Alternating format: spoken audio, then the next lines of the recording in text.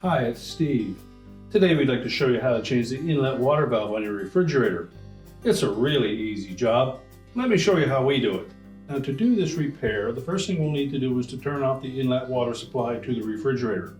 We'll also want to disconnect the power, so pull the refrigerator far enough forward that you can unplug it, or locate the electrical panel, turn off the appropriate breaker, or remove the appropriate fuse. Now, once we've done that, we'll open up both doors on this model, and we're going to remove all of the shelving on the right hand side, as well as the crisper glass, crisper frame, and the two crispers.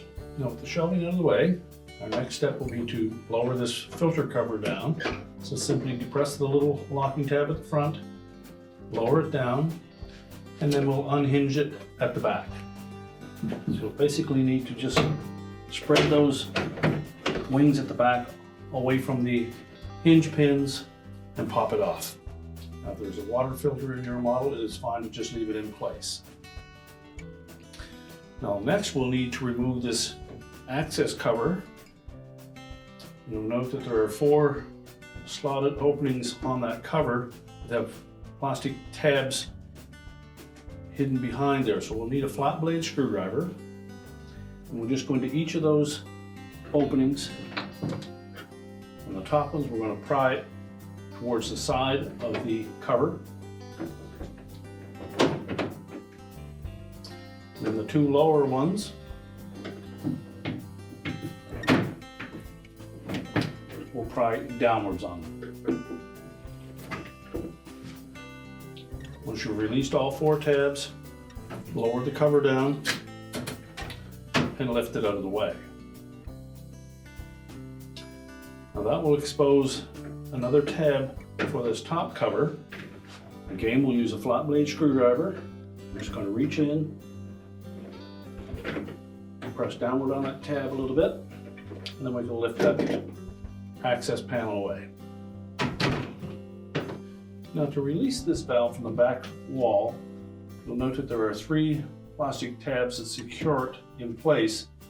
If we lift up firmly on the base of that valve, we should be able to clear that bottom tab, and then we'll just pivot it towards the center of the cabinet to release it from that right hand tab.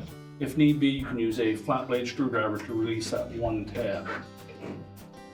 Lift up on it enough, and pop it free.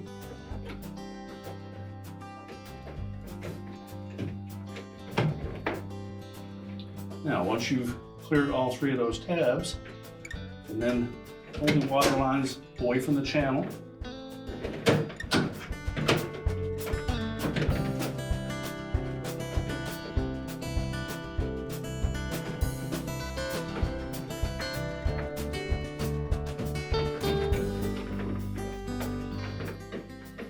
Once you have the top of the valve tilted out, we're going to release that inlet to the valve.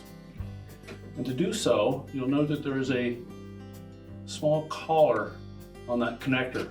What we need to do is to push that collar into the valve while pulling upward on the tubing.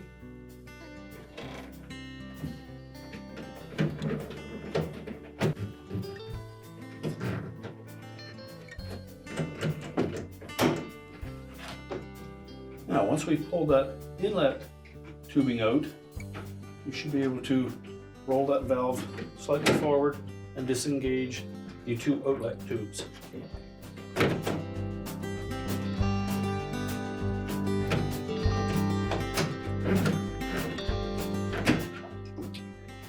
Once you pull those out of the raceways, you can again just compress those 2 collars individually and release the tubing.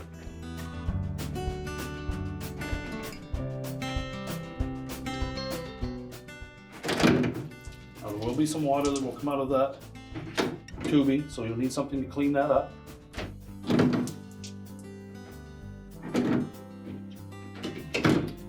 Now all that remains is to disconnect the wire harnesses to the valve. Start with the green ground wire, pop that off the side of that casing, and then disconnect each of the wire harnesses.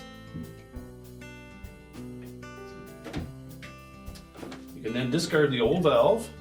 Now when installing the new one, we'll just reverse the procedure by putting the wire harness connectors on first. They're color coded, so they're easy to install in the right place. We'll reconnect the ground wire, and then each of the individual outlets.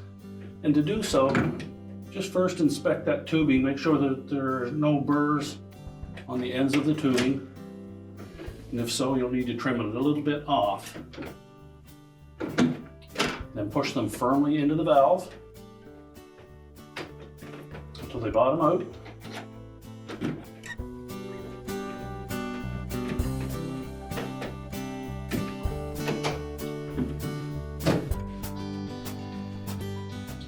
Now we'll leave the inlet water line until the very end.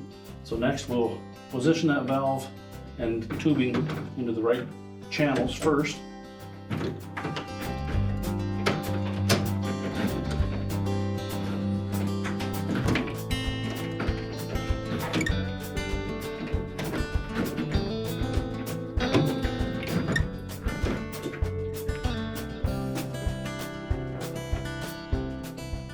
Once we have those tucked into the raceways for them, we'll next take that inlet tubing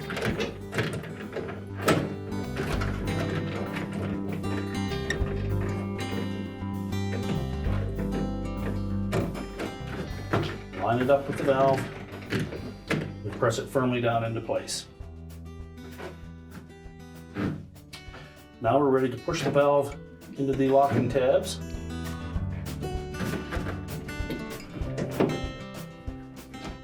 It's probably easier to engage both the bottom and the left-hand tabs first, and then press on the right-hand side of the valve to lock in the right-hand tab. Make sure it's pulled down, firmly engaged on the bottom. Both top clips are in place.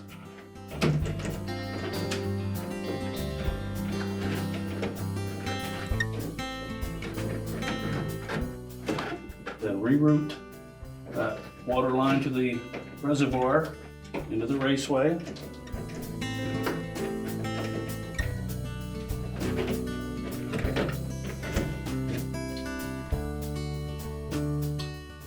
And now we're ready to put the top access cover on. There are two U-shaped clips on either end that will fit over the hinge pins. And then just pivot it up into place. And then press on the bottom to snap it in that center connector.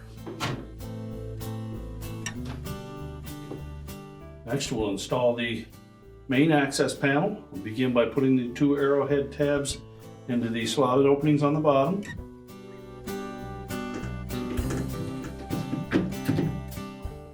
And pivot it upward.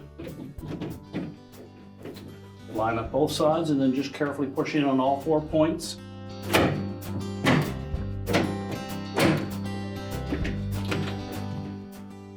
Once that's properly engaged, we can then put the filter cover on. You'll note the two sockets on either side that will fit over the hinge pins. So just cup one of the hinge pins at first, and then just spread that back side of that cover just enough to clear the opposite hinge pin until it pivots freely on both of them. Then snap it up into place.